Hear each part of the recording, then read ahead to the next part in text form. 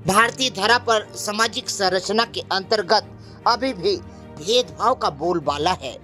अभी वर्तमान में आर्थिक संपन्नता और विपन्नता को लेकर जहां लड़ाई लड़ी जा रही है, वहीं पर अनारक्षित और आरक्षित वर्ग दो वर्ग बना दिए गए हैं, जो कि विषमताओं को और ज़्यादा गहरा करे जा रहे हैं। वर्तमान भारत की राजनीति में आरक्षण एक हथियार बन चुका है, जिसका उपयोग दुरुपयोग किया जा रहा है। जिन लोगों को आवश्यकता है वह इस आरक्षण से कोसों दूर बैठे हैं, और जिन्हें आवश्यकता नहीं है वह इसका उपयोग नहीं दुरुपयोग कर रहे हैं। खंडवा से रंजीता चौहान और उनका दल बल भोपाल के सफाई कर्मचारी आयोग पहुंचा था, जहां पर काफ़ी चर्चाएं हुई विषमताओं को लेकर, और इतने सालों से संघर्ष कर रहे दलित और सफाई कर्मी परिवारों के हक और अधिकार को लेकर जहां बातें होनी थी। 9 मांगे जहां संचालनालय में रखा गया था, वल्लभ भवन में, मगर वहां पर इसके आदेश नहीं हुए, केवल आश्वासन दिए गए, जो आश्वासन नाकाफी हैं वर्तमान में, क्योंकि इतने सालों के संघर्ष के बाद में भी यदि सफाई कर्मी केवल आश्वासन में उलझा रहे, यह अनुचित बात है। इस बात को लेकर आगे की तैयारियां शुरू हो चुकी हैं। दिल्ली प्रवास की तैयारी के लिए लगभग सब कुछ कागजी दस्तावेज वगैरह तैयार कर लिए गए हैं, क्योंकि कानूनन रूप से अब सफाई कर्मियों को हक और अधिकार दिलाने का समय आ गया है, क्योंकि यह वह वर्ग है जो कि सदैव राजनीतिक और सामाजिक रूप से कुचला जाता है। आइए देखिए हमारे प्रदेश के आयोग अध्यक्ष ने किन बातों को रखा और किस बात की खुशी मनाई।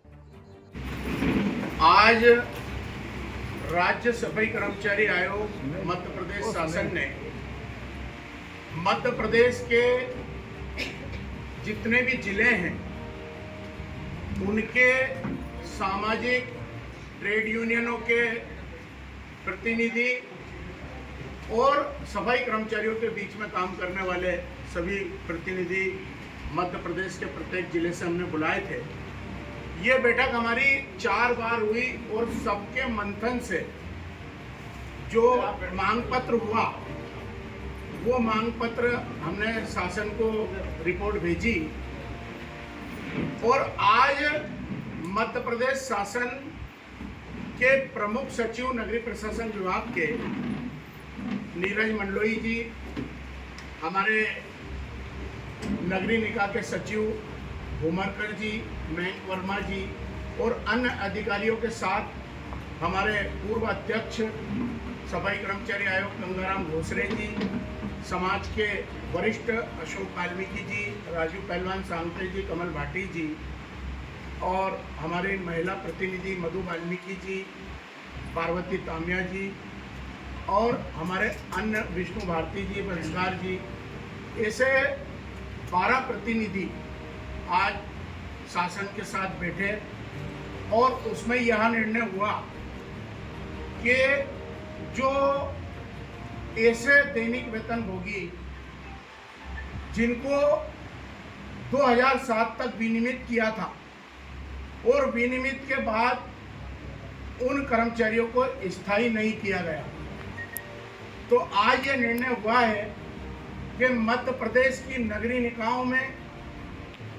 जो विनियमित कर्मचारी 25-30 साल से काम कर रहे हैं और विनियमित की श्रेणी में 19,000 का वेतन प्राप्त कर रहे हैं, उन कर्मचारियों को रिक्त पदों पर स्थायी किया जाएगा। दूसरा विषय था कि ऐसे दैनिक वेतन भोगी शासन के दिशा निर्देश थे कि जो 2007 से 16 तक दैनिक वेतन भोगी के रूप में मास्टर पर काम कर रहे हैं और उनको 8-9 हज़ार रुपये का वेतन प्राप्त हो रहा है, और शासन के दिशा निर्देश के अनुसार उनको विनियमित करके उनकी 19,000, 18,000 जो वेतन मिलना था उसका लाभ नहीं मिल रहा है। तो आज ये निर्णय हुआ है कि 2016 तक, 7 से 16 तक जो दैनिक वेतन भोगी निकायों में मध्य प्रदेश के काम कर रहे हैं उन सबको विनियमित करके उनके 18-20 हजार रुपये वेतन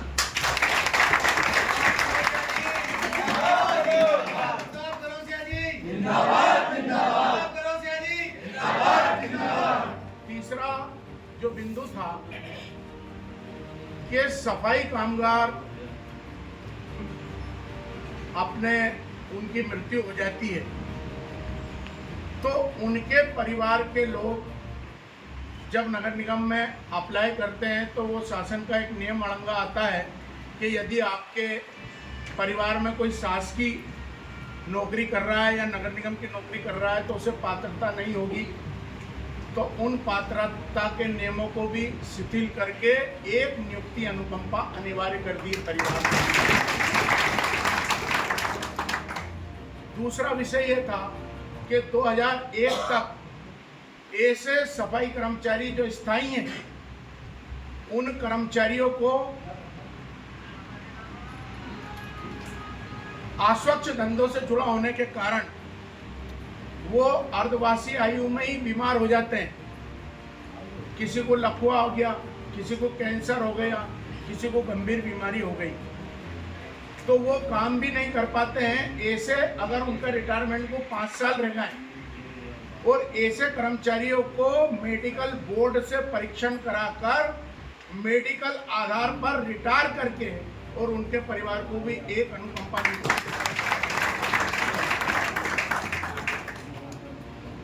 चौथा विषय था कि विनियमित कर्मचारी जो स्थायी नहीं हुए उनकी मृत्यु हो जाती है तो उनको कोई सहायता नहीं मिलती है, क्योंकि उनको उत्पादन राशि जो पेंशन की योजना है उसके अंतर्गत लाख-1.25 लाख रुपए पकड़वा के और उसके परिवार बेरोजगार हो जाता है। तो विनियमित कर्मचारी की भी मृत्यु होगी तो उसके परिवार के एक सदस्य को भी अनुकंपा नहीं। ये 4 जो महत्वपूर्ण विषयों के लिए हम संघर्ष कर रहे थे। 5वां हमारा बिंदु था कि 28 मई 2014 में कार्मिक सेवाएं लागू की, आरक्षण के माध्यम से हमारे पद समाप्त हुए हैं। उन पदों को 100% सफाई कामगारों से भरने का प्रावधान है, लेकिन कार्मिक सेवा आने के कारण आरक्षण और रोस्टर में उनको डाला जाता है। तो ये निर्णय के लिए सामान्य प्रशासन विभाग, शासन और कैबिनेट में ये मामला जाएगा, तो इसमें भी 6.5 महीने की लड़ाई में 100% पद सफाई कामगार के वर्ग को मिले, इसके लिए हम संघर्ष कर रहे हैं और ये भी हमारा कार्य गति पर है। चार मांगे ये मंजूर हो गई और बहुत ही शीघ्र, क्योंकि शासन दिशा निर्देश भेजेगा तो लगभग इसमें 15 दिन महीना भर लग सकता है, लेकिन ये चारों हमारे जितने भी प्रतिनिधि गए थे उनके सामने बैठ के इन मांगों को प्रमुख सचिव ने स्वीकार किया है और इसके दिशा निर्देश जारी हो जाएंगे। एक विषय था कि सफाई कर्मचारियों का जो सर पे मेला ढोने की प्रथा है उसको समाप्त कर दी। शासन ने एक्ट बनाया कि हमारे यहाँ कोई भी कर्मचारी 2013 के नियम के अनुसार सर पे मेला ढोने की प्रथा से मुक्त हो गया है, लेकिन एक्ट में था कि जो लोग सर पे मेला ढोने की प्रथा से मुक्त हुए उनका पुनर्वास किया जाए, उनको मकान बना के दिए जाए, उनको दुकान बना के दिए जाए, उनको विभिन्न ट्रेडों में प्रशिक्षण दिए जाए, उनको लोन दिलाया जाए और उनको आत्मनिर्भर बनाकर खड़ा किया जाए। मध्य प्रदेश की आज की बैठक में शासन की ये निर्णय हुआ कि जितने भी जो 43 उपकरण हैं, ड्रेनेज सफाई के वाहन हैं, घर घर कचरा कलेक्शन के वाहन हैं, जो नगर निगम ने खरीदे हैं, उन वाहनों को हमारे ही सफाई कामगारों की समिति बनाकर उनको सौंपा जाएगा और उनको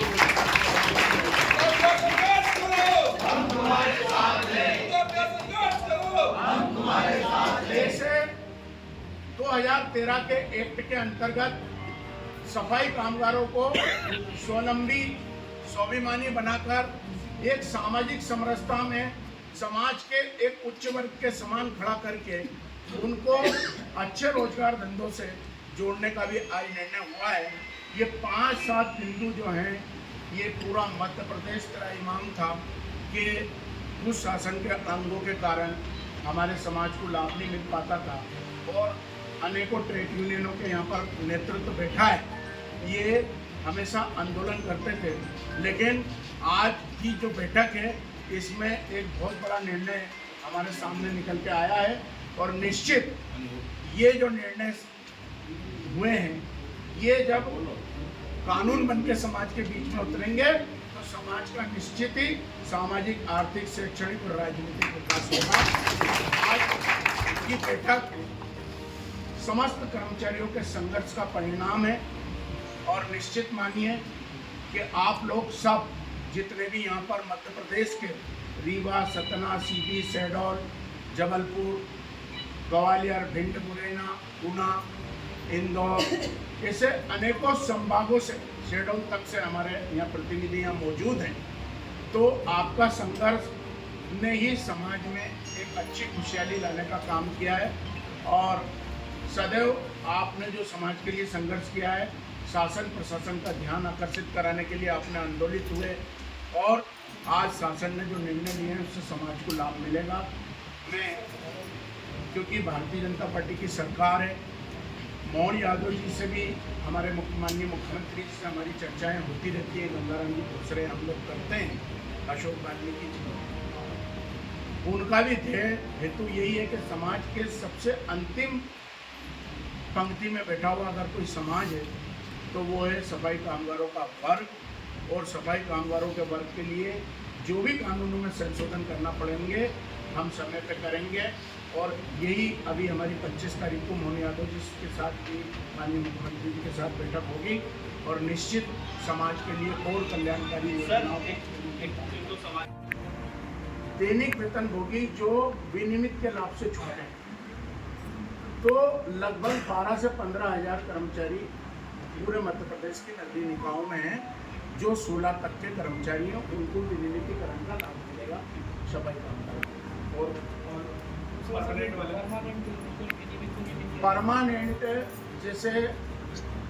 भारत मध्य प्रदेश सरकार का सामान्य प्रशासन विभाग और सुप्रीम कोर्ट की गाइडलाइन है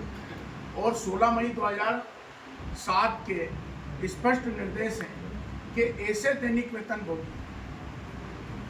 जिनको हमने विनियमित किया 2007 तक, जिनकी सेवाओं को 10 वर्ष पूर्ण हो गए,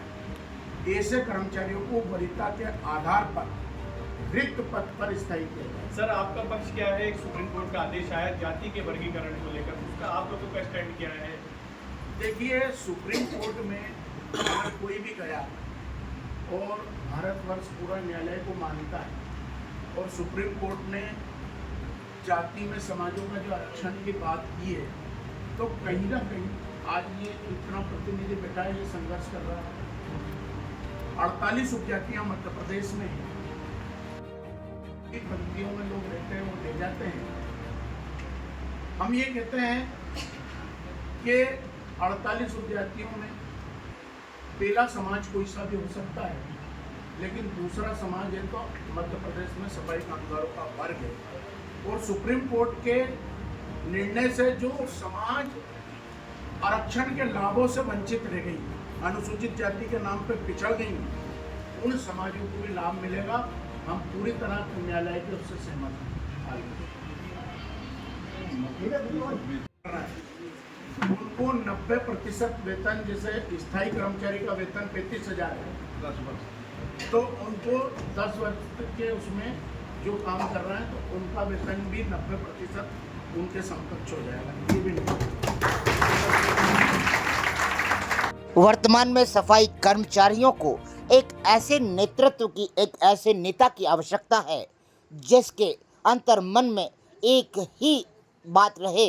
कि अर्पित हो मेरी मनुज काय, बहुजन हिताय बहुजन सुखाय। क्योंकि कई वर्षों से संघर्ष करने वाले, मेला ढोने वाले यही सफाई कर्मी वर्तमान में स्वच्छता का प्रतीक है, स्वच्छता के सिपाही हैं और यही वास्तविक हमारे वह वरिष्ठ नागरिक हैं जिन्होंने देश के कायाकल्प के लिए संकल्प लेकर सड़कों पर उतर आए हैं, जिनके हक और अधिकार अभी भी इनसे कोसों दूर हैं।